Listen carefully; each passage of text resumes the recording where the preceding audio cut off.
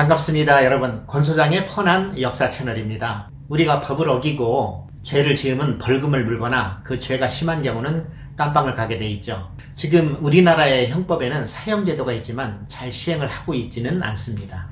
그럼 조선시대 때는 죄인들을 어떻게 처벌을 했을까요? 이 영상을 통해서 상세히 안내를 드려보도록 하겠습니다.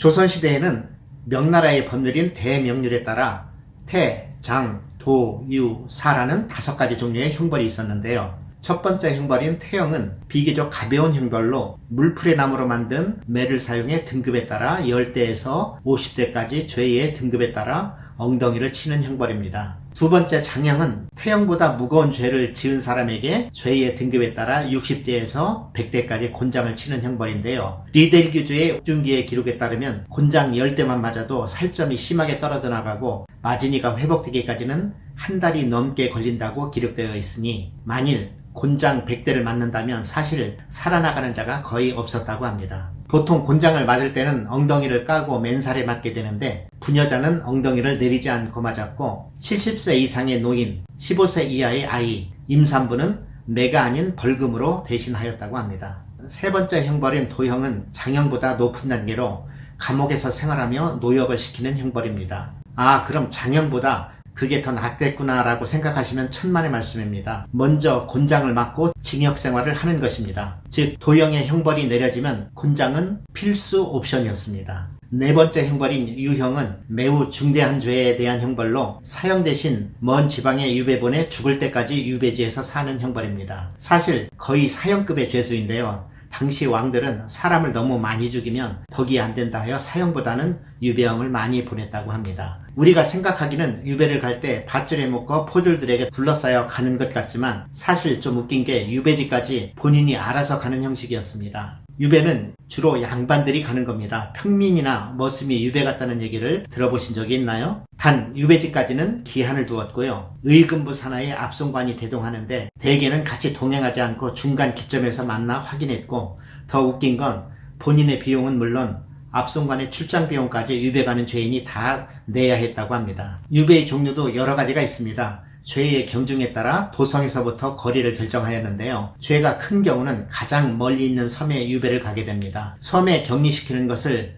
절도안치라고 하는데 강화도, 제주도, 흑산도, 추자도 같은 곳이 대표적인 곳이며 전국에는 약 400개 정도의 유배지가 있었다고 합니다. 얼마 전에 나왔던 좋은 영화 중 자산어보라는 영화가 있었죠. 그 내용이 정약용의 형인 정약전이 흑산도에 유배되어 그의 행적을 기술한 스토리로 간접적으로나마 우리가 유배의 생활을 체험해볼 수 있는 계기를 제공해 주었죠. 유배 중 가장 센 형벌은 유배지에 있는 집을 가시덤불로 둘러싸 집 밖에 아예 나오지도 못하게 고립시켰던 형벌인데요. 이를 위리안치라고 합니다. 여기서 궁금해지는 게 있는데요. 그럼 죄인들은 어떻게 먹고 살았을까요? 현재 관하에서는 유배 죄인을 민가에 강제 위탁을 하였다고 합니다. 세아주기는 해야 할 터인데 누가 할 것이기를. 가구대 아래채도 있고 밭대기도 있고. 여자 혼자 사는데 뭔 일 나면 어쩌려고.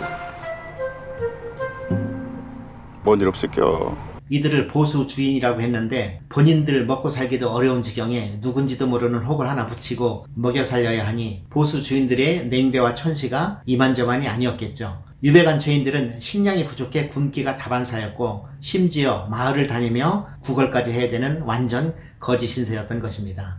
5번째 형벌인 사형은 즉시 죽이는 형벌인데요. 목을 매달아 죽이는 교형, 망나니가 칼춤을 추면서 목을 베는 참형, 가장 참혹한 형벌로는 사지를 찢어 죽이는 능지처참이 있었습니다. 큰 역모를 범한 역적인 경우는 참형으로 베어낸 머리를 만인에게 공개하는 효수에 처해지기도 하였습니다. 가장 스페셜한 사형으로는 왕족이나 고위 관료에게는 큰 역적이 아니라면 그들의 품위 유지를 위해 왕이 직접 사약을 내려 죽게 했는데요. 보통 우리는 사약의 사자를 죽을 사라고 생각을 하는데요. 여기서 사자는 하사할 사입니다. 임금이 하사한 것이기에 사약을 받은 자는 임금이 있는 방향을 향해 4번 큰 절을 하고 죽는 의식을 진행을 하게 됩니다. 사극 같은 데서 보면 사약을 먹고 1분도 안 돼서 피를 토하며 죽는 장면들을 많이 보게 되는데요. 이건 솔직히 다 개뻥입니다. 원래 한약이라는 게 체질에 따라 약발이 잘 받는 사람이 있고 전혀 효과가 없는 사람이 있죠. 사약의 주 성분은 부자와 비상인데요. 이 재료에 면역력이 있는 사람은 몇 사발을 먹어도 죽지 않았습니다. 실예로 중중 때 조광조는 사약을 4사발이나 들이켜 겨우 죽었다고 합니다. 그래도 죽지 않는 경우는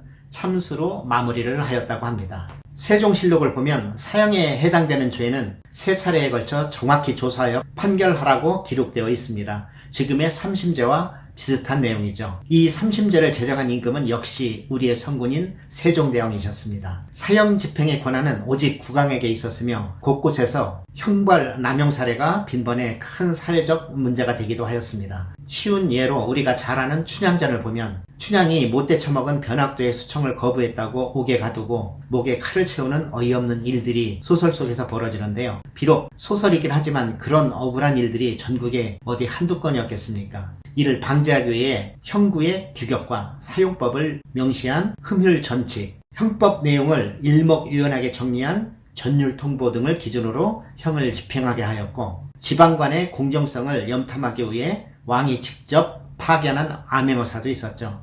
여기서 암행어사 얘기를 안 할 수가 없는데요. 사극 같은 데서 보면 참 멋지게도 등장하죠. 하지만 암행어사는 대단한 3D 업종 중에 하나였습니다. 파견되는 암행어사의 코스를 미리 알고 지방간의 죄가 드러날까봐 미리 숨어있다가 암행어사를 살해하는 경우도 있었고요. 심지어는 굶어서 죽은 자도 있었고 산적을 만나 곤욕을 치르는 등 그들의 어려움은 이만저만이 아니었다고 합니다. 이렇게 조선의 태장도유형의 5가지 형벌을 구체적으로 알아봤는데요. 지금보다 훨씬 센 형벌들이 있었음을 알 수 있습니다. 그럼에도 불구하고 옛날이나 지금도 범죄자는 끊임없이 증가하고 있습니다. 인간은 인종과 시대에 상관없이 극도로 이기적인 존재라 강제로라도 통제하지 않으면 대혼란이 일어날 것입니다. 한 예로 선진국이라고 하는 미국의 흑인 폭동을 보면 인종차별을 했다고 시작한 데모가 약탈과 살인으로 이어지는 걸 우리가 보고 있지 않습니까? 우리 사회의 구성원들은 대부분 성실하고 건전한 생활을 하고 있지만 반면 악한 사람도 참 많은 세상입니다. 우리가 사는 세상이 좀 더 안전하고 좋아지려면 사회 지도층이나 정치인들부터 정직하고 성실한 삶의 모습을 보여주어야 하루하루 열심히 사는 우리 국민들의 정서가 좋아질 것이며, 더 나아가 사랑 넘치는 분위기 가운데 자녀들이 아름답게 성장할 것이고 이로 인해 세상을 따뜻하게 만들 수 있다고 믿어 의심치 않습니다.